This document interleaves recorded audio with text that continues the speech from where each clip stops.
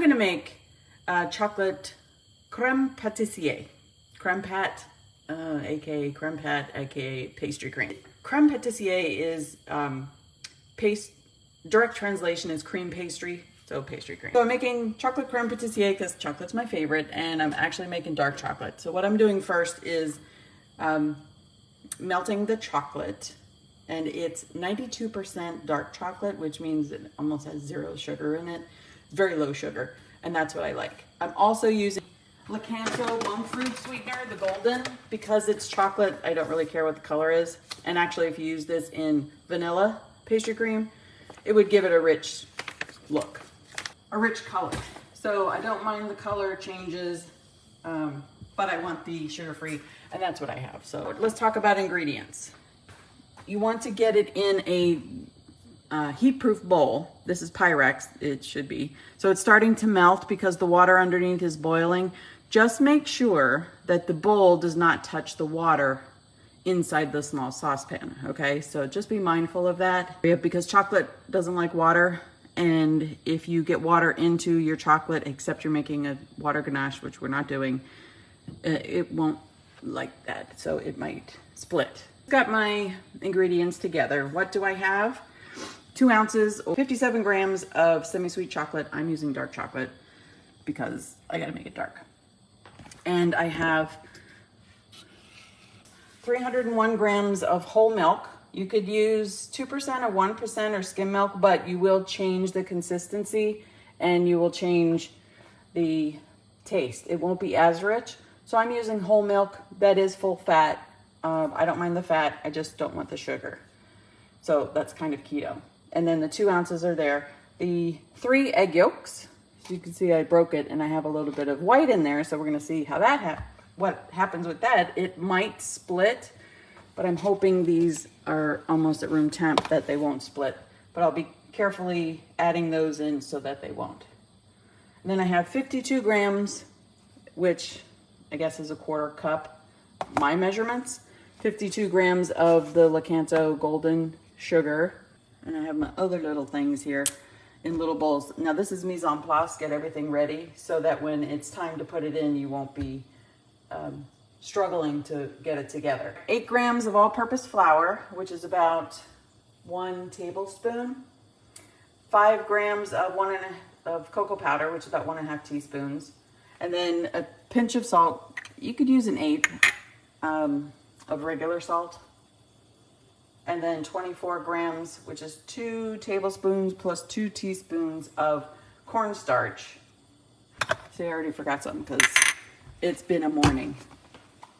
So this is all I do to get my mise en place. I just measure it into separate bowls.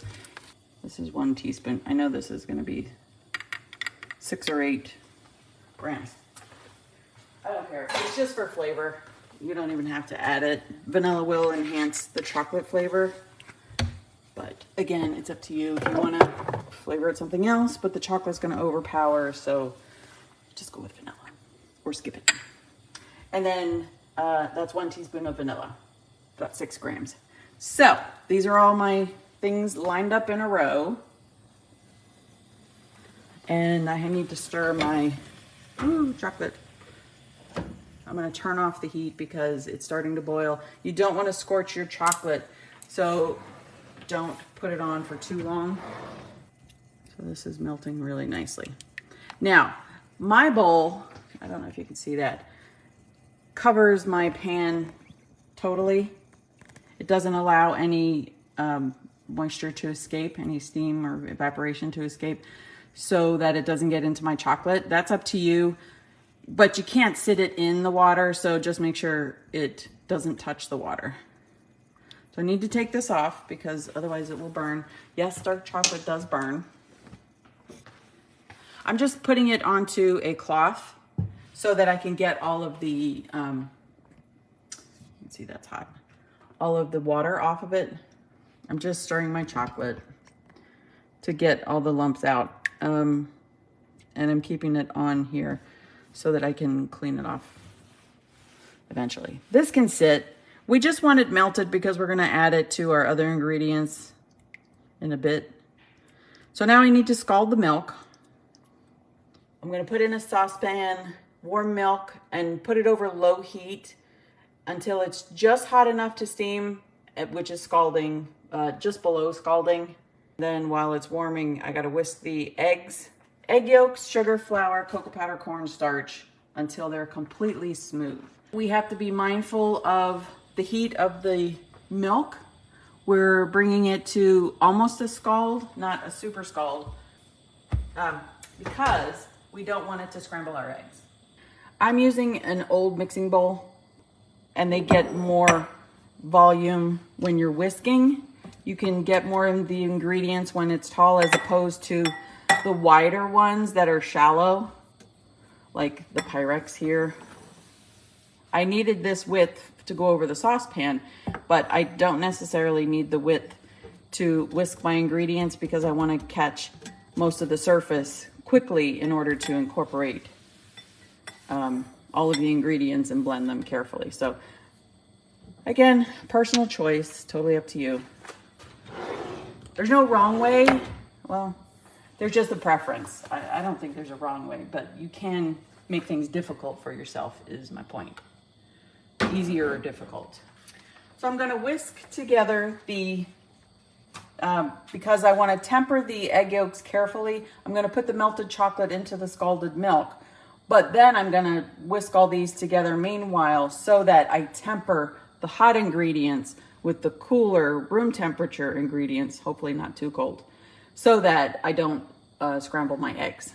Then once I tempered the egg yolks, I'm gonna put the mixture back onto the heat to cook it, to thicken it, because that's when the thickeners are gonna come into play, the cornstarch and the flour. This makes a pastry cream is thick enough when it's cold to be pipable.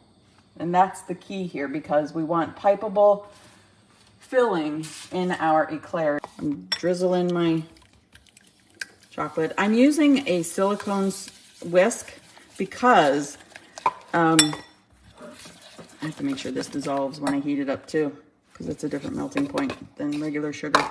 I don't want to scratch like I did on the crème anglaise. I used a metal one on my ceramic pot.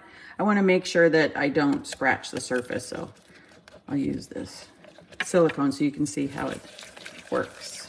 I mean, it will catch a little bit. Silicone is weird in that it sometimes sticks to some surfaces because it's silicone.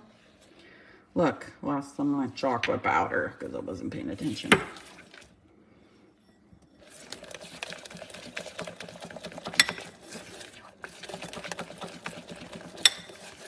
I gotta stop yapping. Adding in the salt.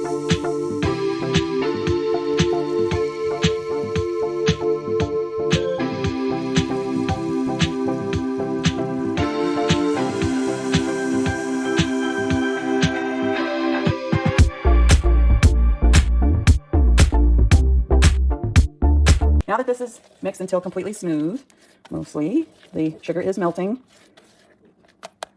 and my eggs are incorporated. Let me get myself set up. All right, so I'm going to incorporate the melted chocolate into the warm milk. Oh, it's so scalded at this point. You don't want to wait too long. I got all the water off. Yes, I did. Before you tip the bowl up and add your milk, chocolate to your milk, you want to make sure that all the steam has come off of the bottom of the bowl. Otherwise, you've just incorporated it.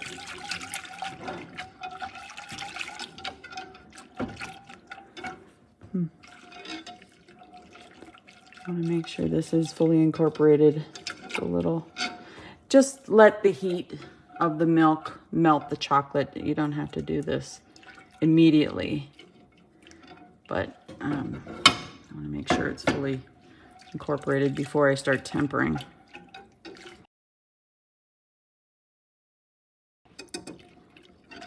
Now I'm touching this with my hands just to feel the temperature. I'm going to use a thermometer. See how. If you let the chocolate set in the milk, it will melt. Even if it's 100% dark chocolate, heat will get to it eventually because it melts. I think that's what chocolate does because of the cocoa butter. even if it's not very much cocoa butter and sugar. So don't panic if it's not fully incorporated before you go to temper it. Just let it mingle a bit. It's looking a little grainy, so it's not fully incorporated. Might even heat it up a little. This is cheating a wee bit. But what I don't want is a grainy pastry cream, so I'm making sure that this is all my elements. The sugar one and this has no bits in it, so it doesn't create a problem in a lumpy, chunky pastry cream later that is going to clog up your tip when you go to pipe it. All right, I'm only going to heat it for a little bit because, again, I don't want it to be too hot when I go to temper. But something weird is happening. It's because it's dark chocolate, it's not melting. Super dark. So that's why it said semi-sweet, because it's more susceptible to a lower temperature to melting thoroughly, but I use dark chocolate. So I'm heating this up really quick, not very much, and I'm going to go with it because I don't want to get this too hot before I incorporate it into my eggs, before I temper them, because that's going to scramble them. So let's measure, see if it got hotter than what I did. Yep, a little bit hotter. Ooh. So this is now 153, I don't know. Ooh, 106, oh boy. Gotta cool this down pretty quickly. All right, I don't want to cool it down all the way. I want to cool it down a little way. Half of this is going into this to temper the eggs. That is now called the milk mixture. And then you still have some chocolate milk left over. When I put this back together and put it back on the stove, I'm going to heat it for a couple of minutes until the custard reaches about 170 degrees and is thick. So you don't want to leave this unattended. This is going to be really quick when it goes back onto the flame or the heat to then thicken it. Because of the cornstarch and the flour that's in here, I'm using those as thickeners as opposed to other leaveners. Excuse me, thickeners. 120. So I think we're okay. Let's see. Let's test the theory. So give this another stir before I add it. Now, when you are mixing or tempering your eggs, go slow, but whisk continuously. Add it slowly, but whisk continually. And I'm only using half of it. I don't need to use the whole amount to temper the eggs. You can even stop when you have a tiny little bit, but you need to keep agitating because that distributes the heat. Again, I'm trying not to slop this all over the place so I lose my chocolate mixture and mix up my ratios. I need a little bit more. That was not so gracefully done. So now we're pretty good. I don't see any lumps, chunks of scrambled egg. That's good. And it looks like my sugar has melted mostly. Add a little bit more.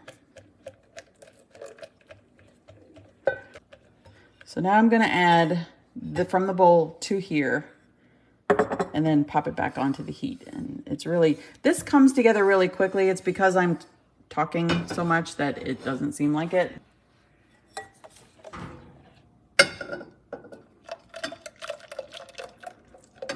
You can give it a little whisk because it's on the heat of the stove. Let's use this one.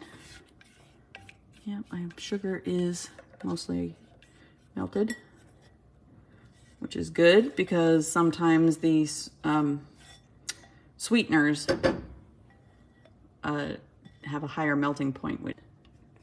Maybe I'll lick the bowl. I haven't even had my coffee yet. All right, so now I'm gonna put the heat back up, gently bring it up to the temperature. So this is on a 7, like a medium high. All we're doing is thickening it. We're not causing a huge, we're not letting it boil, but we want it to heat until it reaches 170 degrees. Now this could be low and slow. You don't wanna do it high and fast because that'll just, it could scramble what's in here. Even though it's tempered and it shouldn't, it could. Again, I have that egg white in there, we'll see what happens. But we want to heat it up gradually. I'll turn it into 6, which is just a bit more than halfway. Low and slow, and see what happens when it's 70 degrees. That's why it's good to have a thermometer. I can't put this on the pan for some reason though. I'll try harder. I don't want to put the thermometer point down on the bottom of the pan because that's going to give you a false read. So it's 114, 115, that's good. And stir it. Stirring it also will help. You'll see the difference. Once it starts to thicken, it'll go from nothing to thick in a matter of seconds. So you do not leave it unattended because you'll burn it. You have to start again. Now, when this is done, you could add your vanilla. I added it in the beginning so I wouldn't forget it because that's how my day's going. You don't have to add it at all. You can taste it and then add it if you want, but it's okay. Just make sure if you add it, it's fully incorporated at the end. And then you chill the cream completely before using it to fill your pastry, your tart, your eclairs, whatever you're gonna fill. What are we at? I wasn't watching. 148. If you're gonna put in a thermometer, watch it, Bev. See, this is thickening, and we're at 156. So it's not. Oh, I'm gonna stir it some more because I am getting some lumpy. I'm gonna turn down. It looks like it's getting a little curdled. You turned off. Turn on low. 162. Oh yeah. Okay, we're curdled. So this is what you don't want to happen so much. I'm taking it off the heat, and it's not even. So I'm gonna keep stirring. I probably wasn't stirring enough. 164. And that's the drawback with silicone. It doesn't provide the added strength to the whisk when you need it. So I wasn't whisking it enough because I was yapping. But the silicone's whisk doesn't have the added strength of the metal to provide the resistance in order to whisk it. So I rescued it by vigorously whipping it, whisking it. All right, so that's it. It's done. Whew. Now this is pretty hot. I still want to eat it though. Looks good. If you need to, like I'm doing, have gravity help you. My shoulder's killing me. See if I can do this without spilling it with my other arm. You don't have to keep whisking it forever, but if you let it set, I need to get this into a bowl and then cover it with film onto the surface pretty quickly because I need it to cool down.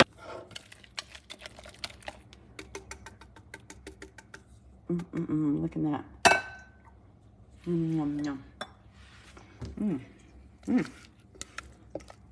Not sweet, not overly sweet, just the right amount for me